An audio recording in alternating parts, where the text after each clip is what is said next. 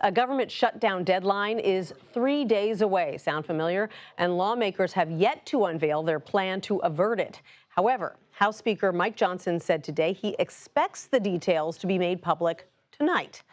According to Johnson, the new continuing resolution will maintain current funding levels through March 14th.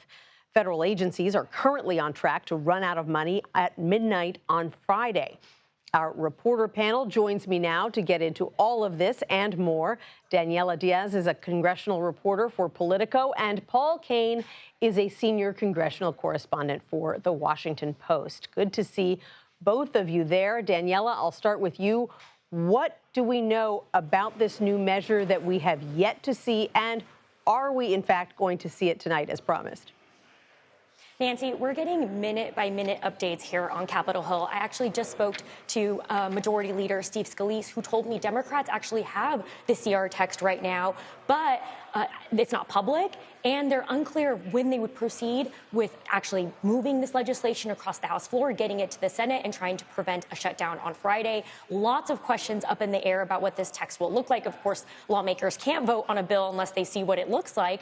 Some measures have been released, health care provisions, et cetera, but the overall bill has not been seen by the majority of lawmakers, by reporters who review that legislation. So it's going to be really tricky for Speaker Mike Johnson to be able to move that legislation and keep his promise to lawmakers that they will have at least 72 hours to review that text. If that's the case, it could be shutdown territory. So lots of questions in the air right now of how he's going to be able to do that, Nancy.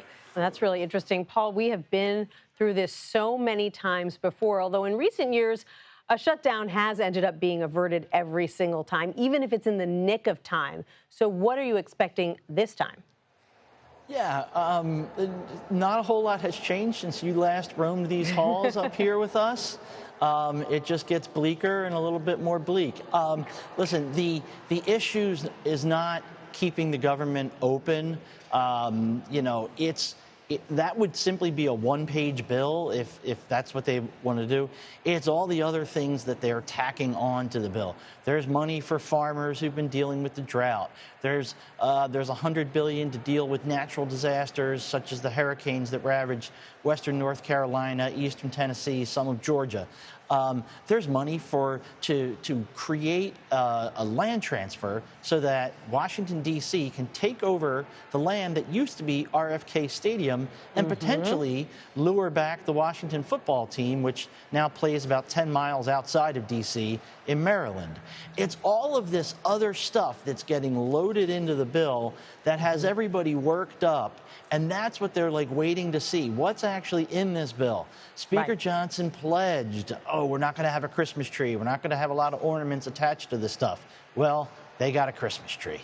They did, and everyone wants to get out of town to be at home with their own Christmas tree and their own family, which makes things even more fraught. Daniella, another big story you've been covering closely today is this all these House Democratic Committee races, the highest profile one, of course, being the race between Congressman Jerry Connolly and Congresswoman Alexandria Ocasio-Cortez for the role of ranking member on the House Oversight Committee. Connolly won today. Let's take a listen to what he said to reporters about that victory. I think my colleagues were measuring their votes by who's got experience, who's seasoned, who can be trusted, who's capable, and who's got a record of productivity. And I think that prevailed. So is he right? Is that why he won? And just give us a little bit of a scene setter about why this particular race, this particular role was so coveted. I mean, this story really summed up what we saw from Democrats this past year when we saw that trickle of House Democrats call on Joe Biden to step aside, to have someone else run for president. That was kind of what we saw with these ranking races. It was a lot of rank and file members saying they wanted fresh new talent in some of these top roles in natural resources, in agriculture, and in oversight when we saw Jamie Raskin jump over to judiciary. So, Jerry Connolly being that, member who has been on oversight for 15 years, who really has those relationships with centrist Democrats and the new Democrat coalition, moderates, and then Alexandria Ocasio-Cortez, that really progressive icon that has a huge social media presence and influence with younger voters. So it really summed up what we saw this year, and that's why so many folks were interested in how that race would turn out. In the end, we saw Connolly beat Ocasio-Cortez and really give credit to his relationships that he's established. Something to note, he's actually ran for this role 2 times before and lost. This is Ocasio-Cortez's 4th time kind of putting her hat forward for a top role in the Democratic caucus. So really interesting to see how this played out, but I don't see a scenario where Ocasio-Cortez doesn't keep trying to step forward as a name that Democrats can lean on for leadership. Paul, what do you think it says that Connolly won out here? Usually on the House Oversight Committee, you're looking for a firebrand. You're looking for someone who is going to get attention and go after the other side. And it would seem that AOC would fit that bill.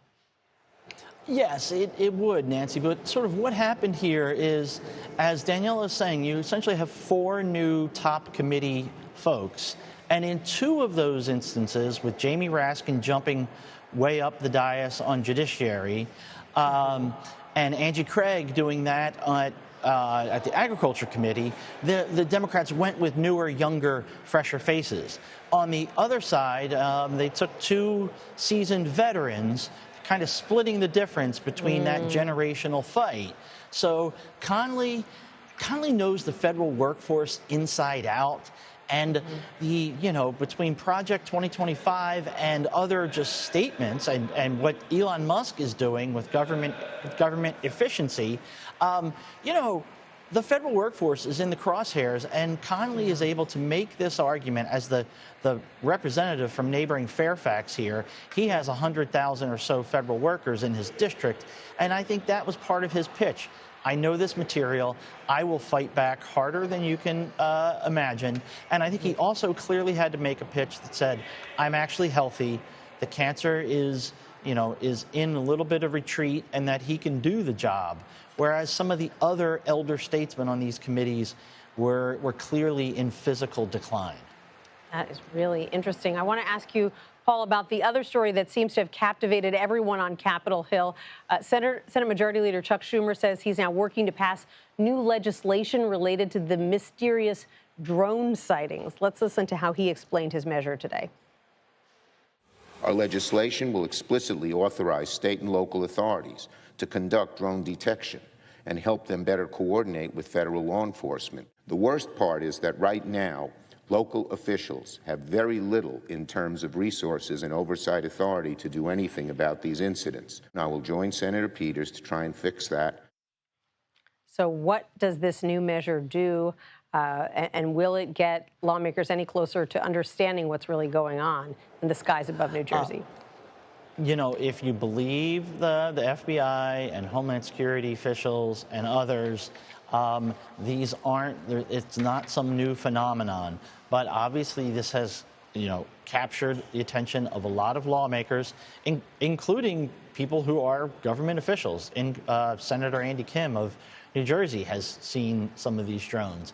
I think this is really just a quick attempt to throw some sort of patchwork funding at an issue that essentially allows the federal government to pay a little bit here for there to help give local officials an ability to feel like they kind of sort of have a way of tracking this stuff. But this is not really a big bill that is going to really reassure a whole lot of people.